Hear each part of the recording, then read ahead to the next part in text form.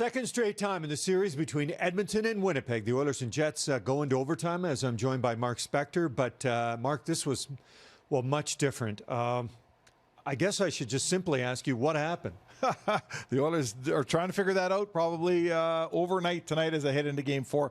This was, frankly, a colossal choke job, Gene Principe. The Edmonton Oilers were absolutely in control. They're playing their best game of the series by far. They had the Jets right where they wanted them up 4-1 with 8 minutes to play when Josh Archibald took frankly, a selfish penalty.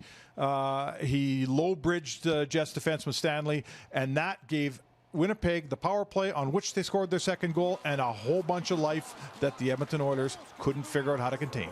And going into, well, certainly this game, it was all about whether Leon and Connor would score points. Is that maybe an added episode or element disheartening for Edmonton? Because they came through and both of them had very good evenings in Game 3. Yeah, just as we learn one thing about this hockey club, we also learn another. The test was there for Draisaitl and McDavid and the whole team to play much better and really come out and seize this game. And they did exactly that. 52 minutes of magical hockey for the Edmonton Oilers.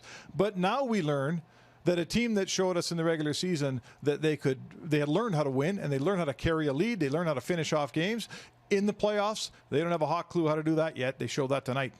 Well, they are going to play Game 4, and if you're Edmonton, what should you try and do? What can you attempt to do to try and forget about Game 3, at least the way it finished, and look forward? Yeah, it's back-to-back games. Your 39-year-old goalie is probably going to start again.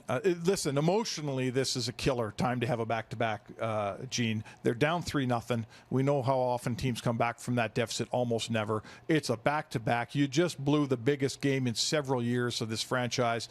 I don't know how they're going to put it together emotionally and come back with this quality of hockey that they played tonight for the first 50 minutes on Monday night in Game 4. The Jets have all kinds of life here, and the Oilers are looking for some. Well, the Edmonton Oilers potentially down to their last life, depending on what happens.